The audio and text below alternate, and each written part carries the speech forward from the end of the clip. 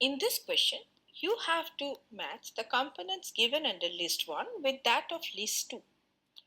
Phyla is a mollusk and it is characterized by its radula, which is a rasping organ used for feeding.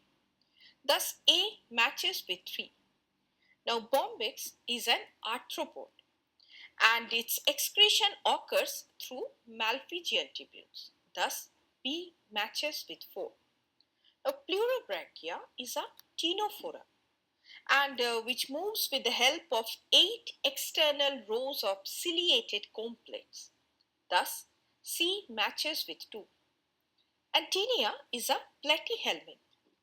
It has specialized flame cells which acts as osmoregulatory and excretory organ. Thus, D matches with 1. Hence, the correct answer is option B.